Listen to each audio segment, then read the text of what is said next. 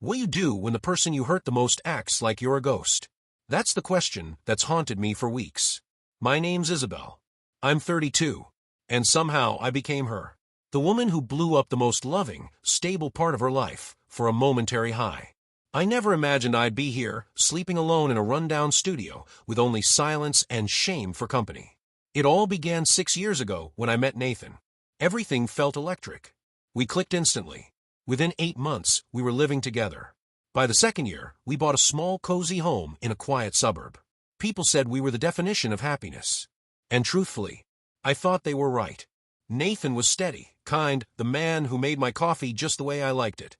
He massaged my feet after hard days. He even watched my reality TV shows without judgment. With him, life felt secure. But over time, that spark faded. By year 4, we were stuck in a loop.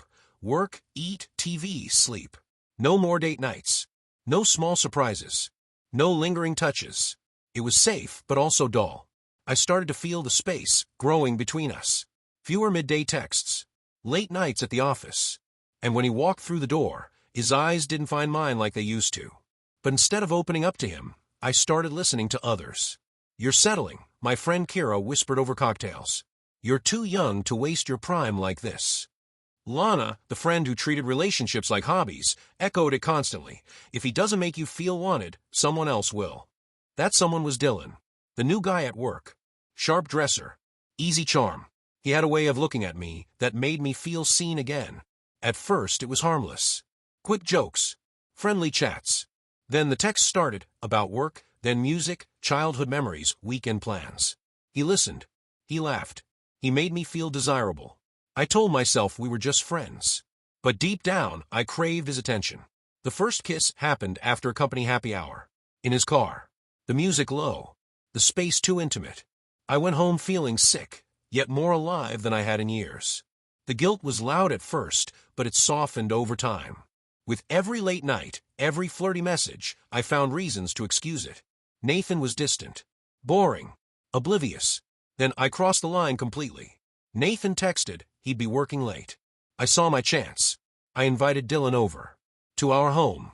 Our bedroom. The same space where Nathan once kissed my forehead and promised me forever. I won't go into detail. You already know. It wasn't love. It was ego. It was selfishness wrapped in dim lighting and red wine. And honestly, some part of me wanted to be caught. I thought maybe it would wake Nathan up. Maybe he'd fight for me. But he didn't. He vanished. That night, he came home early. I didn't know. Dylan had left already. I was cleaning up, erasing fingerprints from wine glasses and fixing pillows we had no business using. I greeted Nathan with a kiss. He recoiled. "How was work?" I asked, trying to pretend. "Fine," he said. One word. No warmth. No expression. He didn't eat. Didn't sit next to me. Slept in the guest room. The next morning, he stared into his coffee and said, "I want to break up." I froze. What? Why? "I just do. You need to be out by next week." That was it. No shouting. No questions. Just silence. A cold, deafening silence, louder than any screaming match. I begged. Pleaded. Texted. Cried. Called. Nothing. I reached out to mutual friends. Most ignored me. Even his sister, who used to call me family, snapped, "You seriously don't know what you did." She hung up. That's when I realized. He knew. Somehow he knew. Maybe he saw Dylan's car. Maybe he came home earlier than I thought. Or maybe he just felt it. And everyone else clearly knew, too. The last time I saw Nathan, he came to collect his things. I stayed, against his request. I needed answers. And he gave them. "I saw you. In our bed. With him." I tried to speak, but nothing came out. "That wasn't a mistake," he said. "That was betrayal." I begged for therapy. For another chance. "You didn't talk to me when you felt unhappy," he said. "You replaced me. And now I'm done." And with that, he walked out. 6 years gone.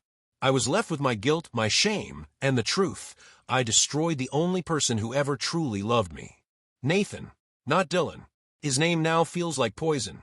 Dylan kept reaching out, wanting to start something real, like we were some tragic romance. I blocked him. Kira let me stay with her for a bit. Even she looked shaken when I finally confessed. "You brought him into your house," she whispered. "Jesus, is he?"